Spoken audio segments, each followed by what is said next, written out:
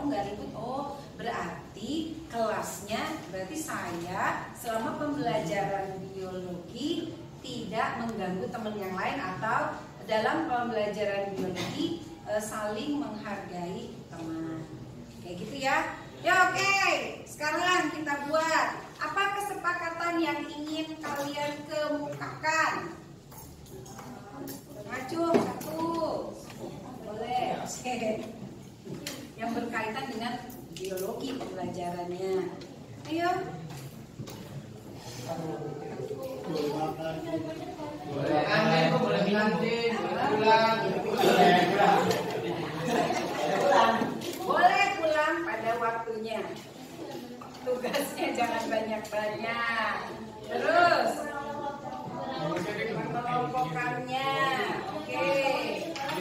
Ya, di kelompoknya tidak ngomongin segala macam, berarti menghargai pendapat teman. Oke, terus apa? Oke, kita lihat ya. Kesepakatan kelas. Ini akan menjadi keyakinan. Oke, tadi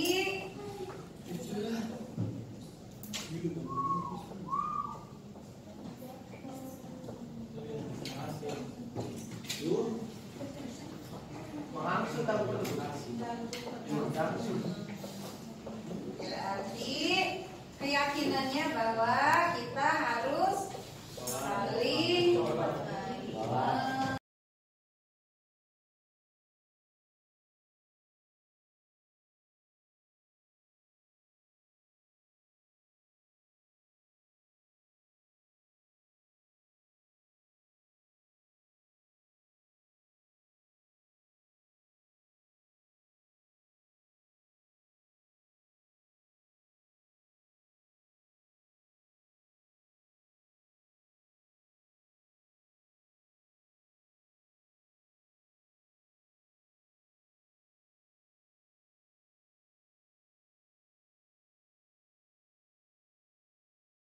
teman-teman guru hebat yang berbahagia pada siang ini. Sebenarnya pembicaraan dari Pak Budi dan Pak Daud tadi itu intinya apa sih? Intinya itu kita ingin menciptakan suatu pembelajaran pendidikan yang berpihak pada siswa. Selama ini kita selalu menganggap bahwa anak itu subjek, bahwa mereka itu harus nurut apa kata kita sebagai guru, harus taat pada aturan tanpa mereka paham kenapa sih saya harus taat, kenapa sih saya harus nurut. Jadi ketika mereka nanti keluar dari sekolah, kita akan menciptakan robot-robot baru, bukan manusia yang tadi sesuai dengan kodratnya. Padahal tadi yang diungkapkan kata Burai, siapa Burai itu ya? Budi Rahayu, Bapak Budi Rahayu, bahwa tujuan pendidikan itu adalah untuk menumbuhkan benih-benih kan tadi, dan silahkan benih itu bunga menjadi bunga, dahlia menjadi dahlia, monyet mah nggak tumbuh.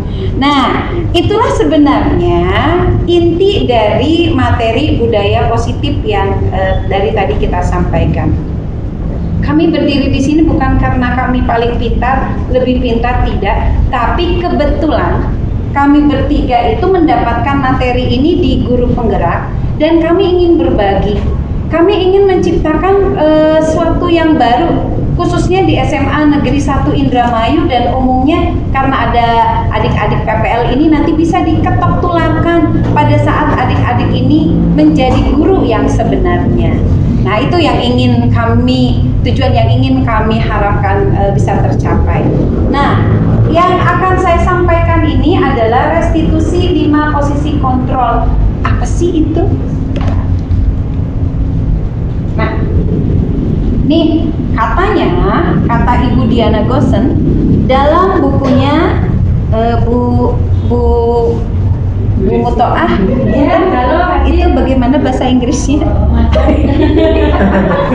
Restitution Restructuring School Discipline. Jadi tentang beliau ini tentang psikolog yang membahas mengenai kedisiplinan.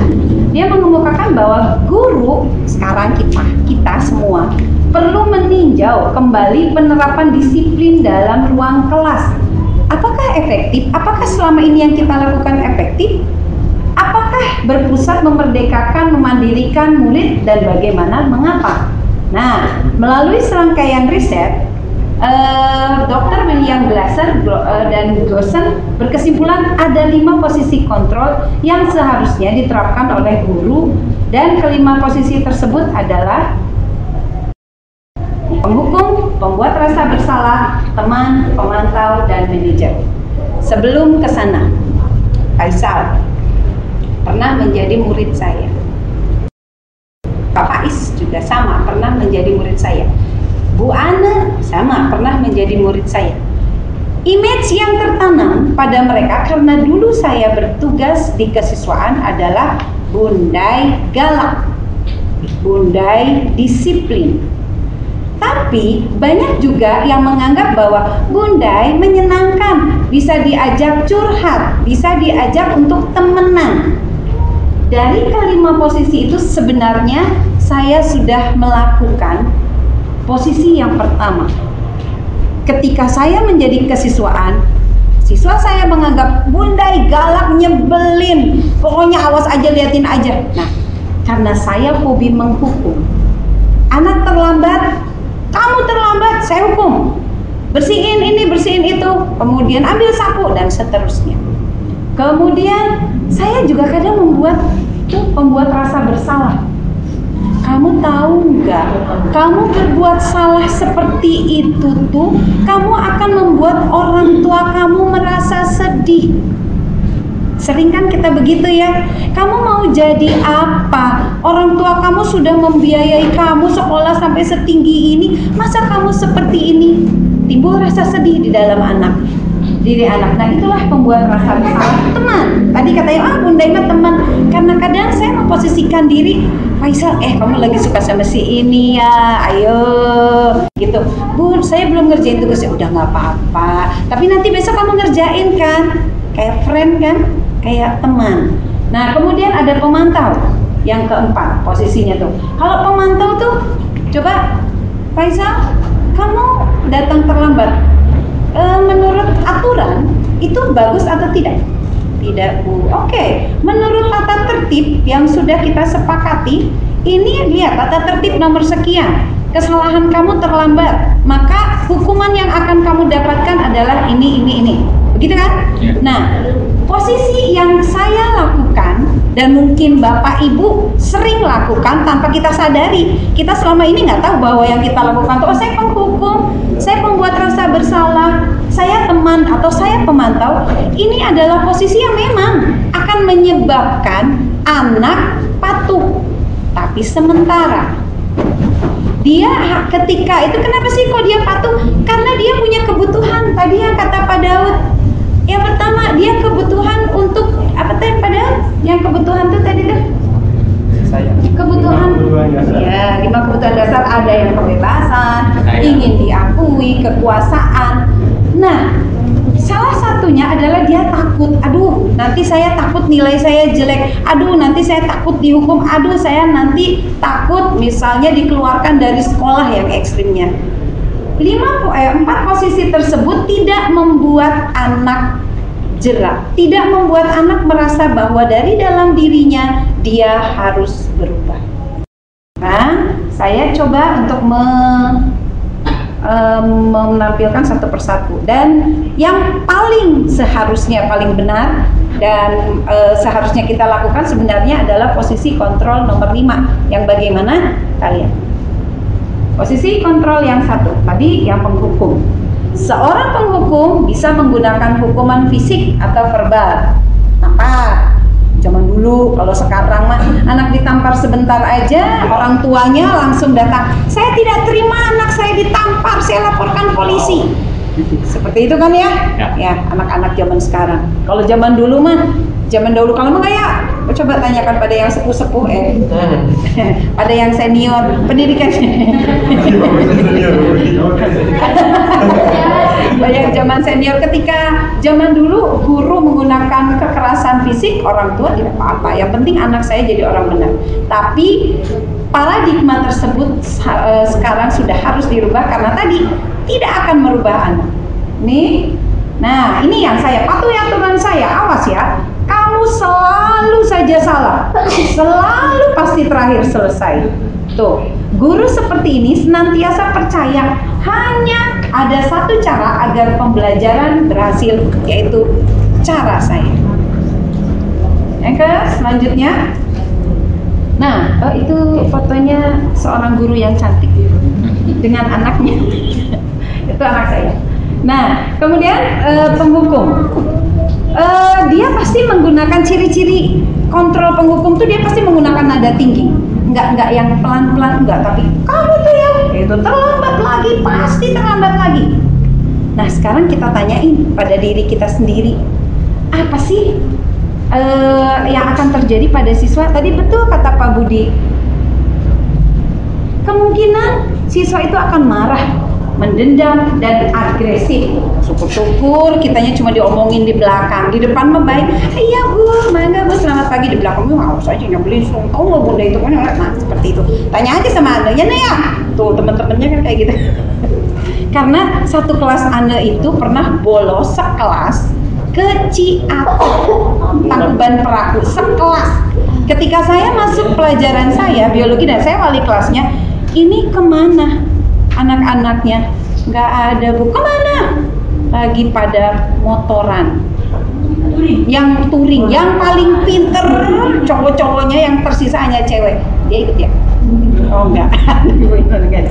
Nah, besoknya saya hukum mereka keliling lapangan. Merekanya ketawa-ketawa, tapi setelahnya gelundel.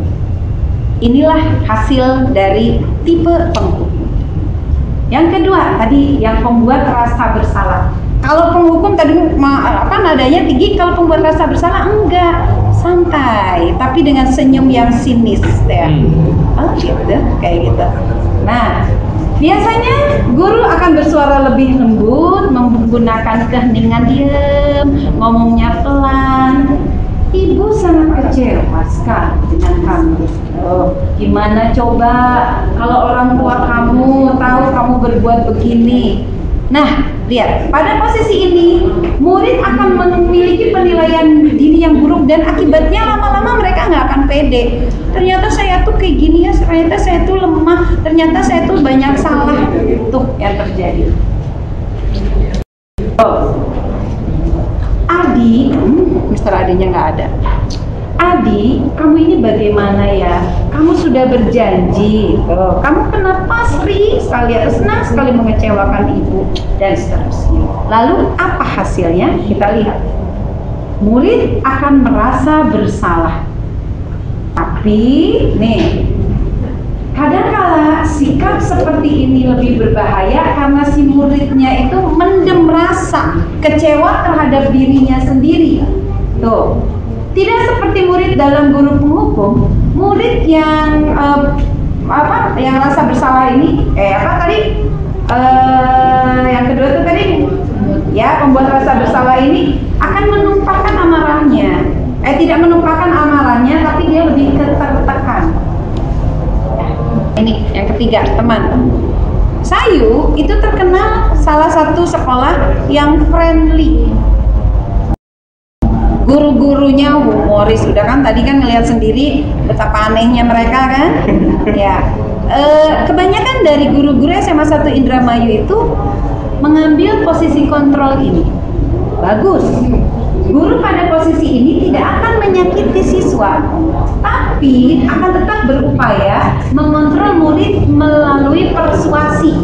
Nah, sekarang kita lihat apa positif, apa negatifnya. Positifnya, kita bisa menjalin hubungan baik dengan siswa, dekat sama siswa, tahu masalah mereka, tahu keinginan mereka, tahu sebenarnya mereka tuh nggak suka begini. Tetapi nanti ada negatifnya, lihat. Hal negatif dari posisi teman adalah pada saat guru tersebut tidak membantu, maka murid akan kecewa dan murid itu akan sangat bergantung pada gurunya. Bisa Faisal dekatnya sama Bu Indah, maka Faisal kalau ada apa-apa disuruh sama Bu Indah mau. Sama Bunda ya, Bunda ini yang nyuruh. Oke Bunda, ya udah Bunda ini. Tapi nanti kalau disuruh sama Pak Faiz, Pak Faiz mah nggak friend sama saya, males. Karena itulah yang menciptakan ada guru favorit, ada guru tidak favorit pada siswa kan? Kenapa? Karena ada guru yang bersifat friendly, tapi ada juga guru yang enggak. Tuh. Itu teman. Nah, ramah, akrab, bercanda, dan seterusnya. Lalu hasilnya bagaimana? Nih, akan senang. Nah, positifnya, lihat negatifnya. Bila ada masalah, dia merasa bisa mengandalkan guru tersebut untuk membantunya. Akibatnya lain, dia hanya akan berbuat sesuatu bila yang menyuruhnya adalah guru tersebut dan belum tentu berlaku pada guru yang lainnya. Oke, yang keempat, pemantau. Nah, tadi ya, peraturannya apa? Apa yang sudah kamu lakukan? Sanksinya apa? Konsekuensinya apa? Gitu kan? Dengan nada yang datar, tidak dengan nada yang friendly atau juga tidak marah. Seorang pemantau sangat mengandalkan hitungan catatan. Tadi dulu, catatannya tadi kan tata tertib nomor berapa? Kamu melanggar nomor berapa? Dan seterusnya. Nih, kemudian, nah itu, Adi, tahukah kamu jam berapa kita mulai? Tahu Pak, kamu terlambat 15 menit. Apakah kamu mengerti konsekuensi apa yang harus dilakukan bila terlambat? Paham Pak, harus tinggal kelas. Oke, benar. Nah, nanti saat jam belajar istirahat, kamu harus tinggal untuk menyelesaikan tugas. Seperti itulah pemantau contohnya. Hasilnya, murid memahami konsekuensi. Nah, tetapi mereka tetap dibuat tidak nyaman. Lalu yang seperti apa sih sebaiknya yang harus kita lakukan? Posisi terbaik apa sih yang harus kita lakukan? Ada di manajer. Posisi di mana guru berbuat sesuatu bersama dengan murid, mempersilahkan murid mempertanggungjawabkan perilakunya. Susah ini tuh. Tapi saya sudah mencoba dan alhamdulillah berhasil. Pada posisi manajer ini, murid diajar untuk menganalisis kebutuhan dirinya tadi maupun kebutuhan orang lain. Di sini penekanan bukan pada kemampuan membuat konsekuensi, namun berkolaborasi. Kitanya win-win solution. Kamunya pengennya apa? Oke gitu. Oke. Nah, nanti saya akan perlihatkan bagaimana videonya. Nih, seorang manajer akan berkata, apa yang kita yakini? Kembali ke keyakinan kelas tadi tuh, yang kata Pak Daud, misal keyakinan kelas. Di dalam kelas kita tidak membuang sampah sembarangan. Di dalam kelas kita tidak terlambat dalam pelajaran dan seterusnya. Nah, ini contohnya, contoh kata-katanya. Gurunya Adi, tadi sama ya, kasusnya terlambat ya. Adi, apa kamu mengetahui jam berapa jam sekolah dimulai? Tahu Pak, jam 7. Ya, jadi kamu terlambat. Nah, lihat. Ada kata-kata selanjutnya. Kira-kira bagaimana kamu akan memperbaiki masalah ini? Kalau pemantau tadi kan, kamu tahu konsekuensi yang harus kamu lakukan, gitu kan? Kalau ini enggak. Kira-kira menurut kamu harus bagaimana? Kira-kira bagaimana kamu akan memperbaiki masalah ini? Saya bisa menanyakan ke teman saya, Pak. Gitu. Baik, itu bisa dilakukan. Kemudian kita langsung ke sana. Apakah besok akan ada masalah untuk kamu bisa hadir tepat waktu? Tidak, Pak. Saya akan hadir tepat waktu. Ini adalah posisi manajer. Oke. Nah, kalau manajer ini kita nggak boleh marah, kita nggak boleh siris, harus tulus dari dalam hati, anak sayang, anak baik, kayak gitu. Gak ada yang kamu anak-anak, dalam image kita tidak seperti itu. Image gurunya harus dirubah bahwa setiap anak itu istimewa. Setiap anak pasti bisa berubah karena pada dasarnya mereka adalah manusia yang secara naluriah ingin berbuat baik. Nah, hanya kita yang perlu meluruskannya. Ini tuh lihat, guru akan mengembalikan tanggung jawab pada siswa untuk mencari jalan keluar permasalahannya sendiri. Tentunya kita hanya sebagai pembimbing. Oke. Nah, oke. Oke, sekarang akan saya bahas. Lalu bagaimana cara posisi kita tadi yang sebagai manajer, gimana sih cara nyelesain masalahnya? Namanya segitiga restitusi. Saya akan coba di video. Sebentar.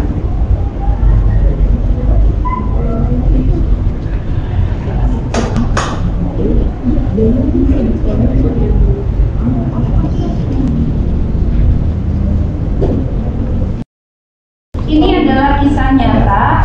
Mungkin yang Bapak Ibu mengajar di 10 IPA 6 akan tahu dengan kasus ini. Kedengaran nggak? Kita nggak pakai speaker ya, saya lupa.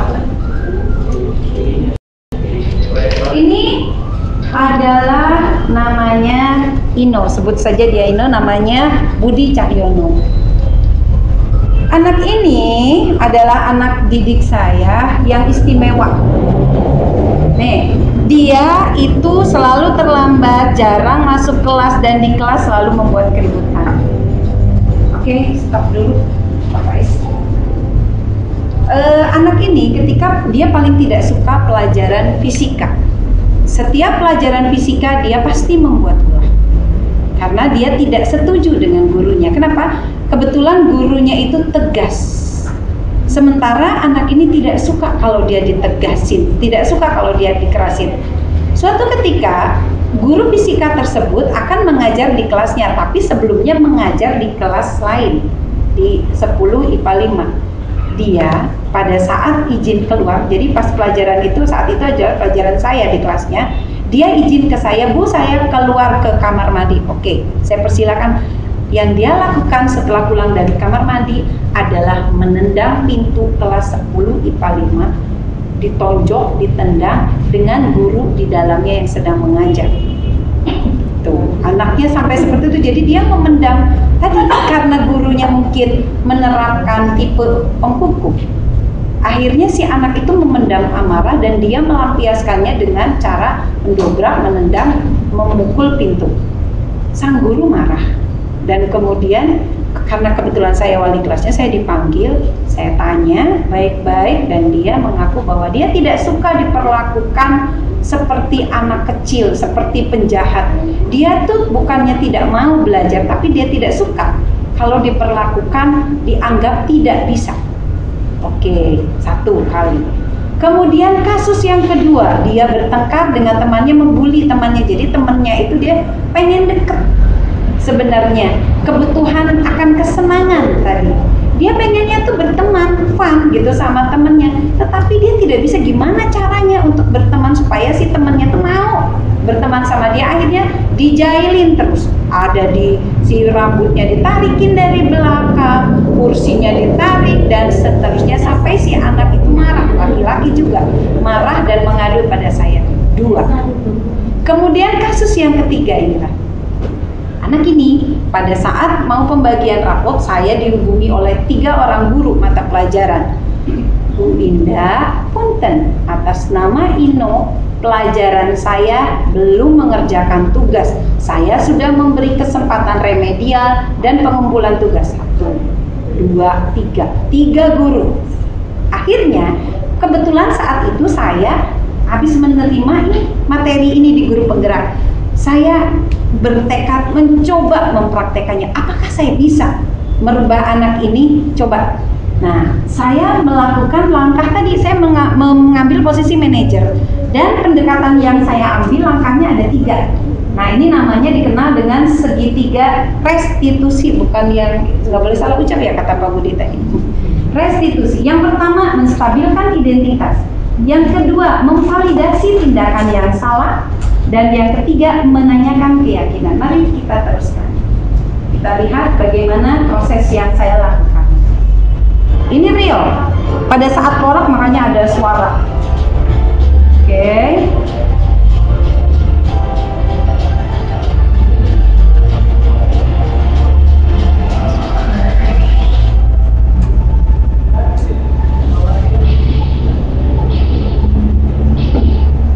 Nah, nih satu kalimat yang sebelumnya saya tidak pernah Setiap orang pasti pernah melakukan kesalahan.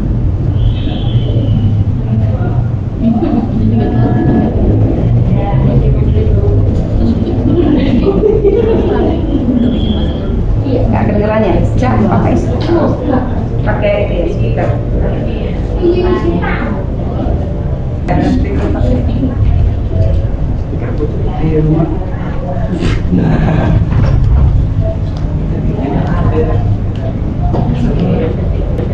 Nanti kalau itu saya bisa share ke Bapak Ibu semua. Nah, ini saya menstabilkan identitas. Pada saat ini saya bilang pada Ino, apa yang kamu lakukan itu benar atau salah? Ya Bu, salah. Saya nggak ngumpulin, saya nggak mengerjakan tugas. Oke, kata saya. Setiap orang pasti pernah melakukan kesalahan. Ibu paham, kamu pasti punya masalah di balik itu dan benar. Dia punya masalah besar, ya masalah keluarga. Kemudian ini yang kedua, validasi tindakan yang salah. Tuh. Ino pasti punya alasan kenapa tidak ikut remedial. Validasi, benar nggak sih tindakannya itu benar atau salah? Nah, menurut Ino, kenapa sih kamu berbuat gitu tuh? Kenapa sih kamu nggak ngumpulin nilai tadi tuh? Ya Bu, soalnya saya tuh nggak ngerti bahasa Perancis tuh, PPK, terus saya tuh ulangan pasti nggak pernah nilainya gede. Nah, terus yang PPKN saya udah berkali-kali ulangan tapi nilainya jelek terus, ya udah saya bosan. Bukan. Oke, nanti kita ulang boleh dari awal. Ya, dulu saja. Nah, jadi itu aja lah yang awal. Saya tidak menyebut yang berpakai dan saya Oke, itu tahu. Pasti kamu punya alasan dan tidak ada orang manusia yang sempurna. Sekarang kita cari solusinya bersama ya, agar masalah ini segera selesai.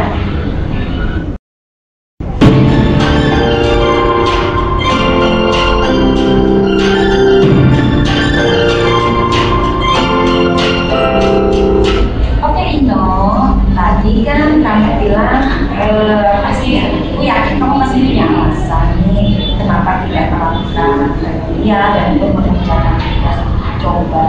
Aku ingin tahu apa sih sebenarnya alasan kamu? saya malas mengerjakan tugas itu dan saya belum siap untuk remedial. Tugas bahasa Perancis sangat banyak dan saya tidak bisa. PPKN juga sudah sering mengikuti remedial, tapi nilai saya kecil, jadi saya merasa Ibu mengerti sekarang.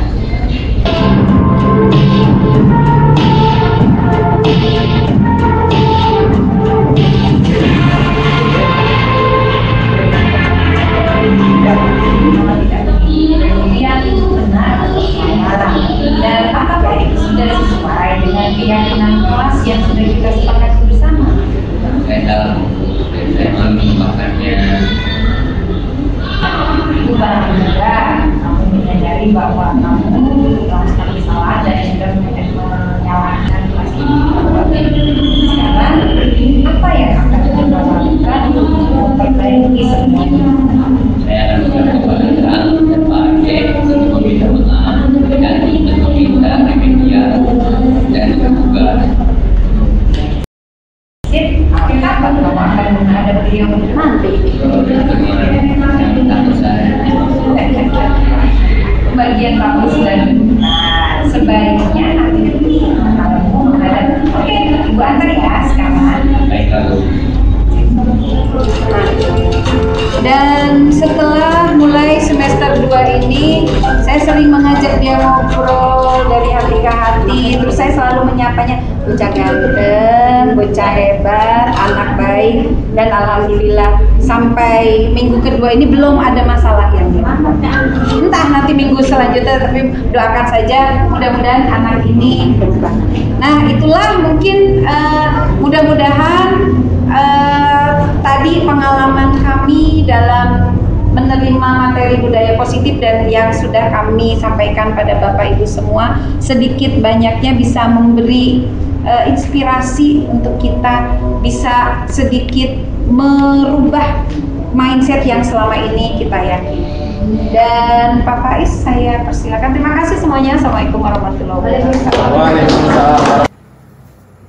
Assalamualaikum warahmatullahi wabarakatuh. Perkenalkan, nama saya Nurgio dari Sekolah IPA 6. Pada pembelajaran biologi di semester 2, Ibunda Yati memimpin kelas kami membuat kesepakatan kelas.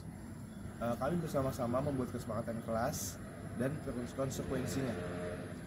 Kami senang karena kami dapat menentukan apa yang boleh dan tidak. Semoga kedepannya harapan saya semua guru juga dapat membuat kesepakatan kelas agar kami dapat belajar lebih nyaman. Terima kasih.